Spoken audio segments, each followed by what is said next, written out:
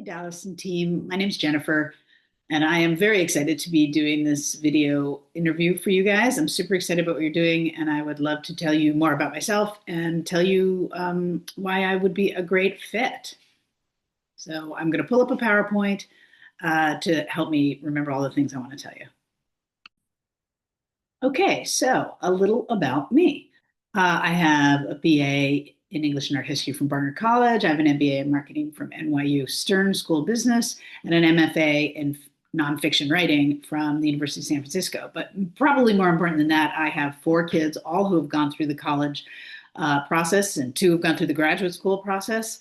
And that means I am intimately aware with what these applications involve. We worked with all four of our kids with an educational consultant, Nina Marks, of Marks Education in DC. And that resulted in my kids getting into schools such as Cornell, NYU, Scripps, which is part of the 5 Cs in California, Barnard, and then for grad school, Marshall at USC, and the London School of Economics. But in terms of me and why I would be a good fit for this role is that I began my career in marketing at Simon & Schuster, then moved on to Lifetime Television, and ultimately worked at Condé Nast, being a group research manager on a number of flagship magazines there. But I also worked at First Book, which was a national children's literacy nonprofit. It was super exciting, and taught at Marymount University. So teaching is what led me to sustainability. When I was teaching at Marymount, I was teaching marketing and market research. And I firmly believe you can't teach market research unless you field market research. So I had the students go out and find an entrepreneur, a small business, a startup, who wanted a business question answered, and that was a sustainability question. And that's when I realized that there was no book for small business owners and entrepreneurs on sustainability. And so I went to my dean and I mentioned that, and she's like, I said, someone should write a book. She's like, you should write a book. So I did. So in 2009, I wrote Greening Your Small Business, which is published by Random House. And that led me to sustainability. And since then, I have written and been quoted as a subject matter expert in more than 400 blog posts, articles, and other media outlets of, all the ones that you've heard of. USA Today, Scientific America, Reader's Digest, US News and World, and so on and so forth. Fast forward to the Bay Area. I moved to the Bay Area in 2010. The first thing I did was get an MFA from University of San Francisco in nonfiction writing because I wanted to dig deep more into teaching writing, and that's what I did. I went and took my master's in writing and began teaching at the Culinary Institute of America, where I came in as a writing instructor, basically a freshman comp writing instructor, but then that led to teaching other master's degree programs in scholarly writing and capstones and a bunch of food systems classes. But also, after I taught at CIA, I moved into industry and I worked for Miyoko's Creamery, which is a plant-based dairy, which is a startup. It was in the middle of closing around C, and so I worked in that startup on some sustainability issues and working with the marketing and communications department to craft those messages.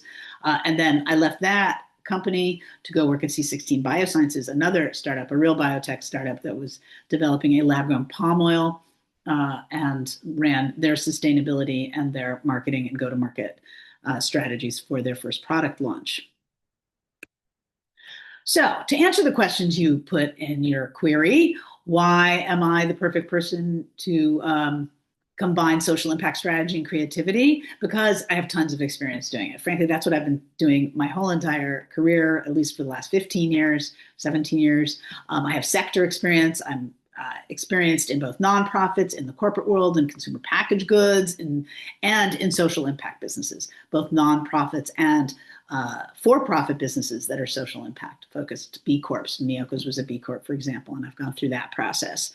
I have always been interested in innovation, and I will get into that in a little bit later slide about how I integrate that into my learning. But I really believe innovation is the thing that's going to lead and drive systems change. Again, lots of teaching and mentoring experience over the last 15 years, and also working with startups on their marketing and communications and business plan development. So I have tons of experience doing exactly that, combining social impact strategy and creativity to create impact organizations and businesses. So how do I help students turn vague ideas into finished impactful projects? Well, I'll give you an example. In my MBA 638 Sustainable Food System class, the entire semester is spent building business concepts. Each student has to build a business concept and address a major challenge in the global food system. And their deliverable, in fact, is a written proposal or a pitch for a product or service that demonstrates both social impact and market viability. And I have developed a scaffolded process where their foundational building blocks and assignments are developed to grow upon one another. There are no unnecessary assignments. Every assignment a student does goes into the finished product of that plan or pitch deck. And it starts really with clarifying their interest, because as I say to these students, like, you're going to spend a couple months working on these projects. You really need to have a personal investment and be interested in what you're writing about. It's practically torture to spend months writing about something you don't love and aren't interested in. So clarifying that core interest up front is super, super important. Then helping them turn that interest into an opportunity.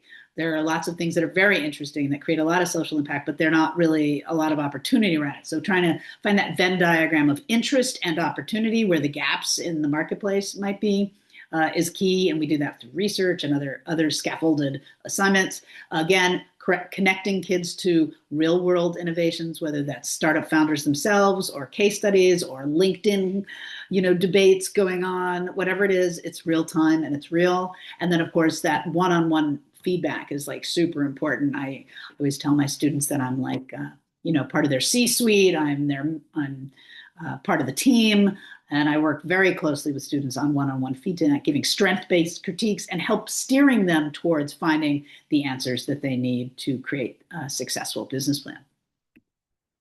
Here's some examples of things students have come up with over the years.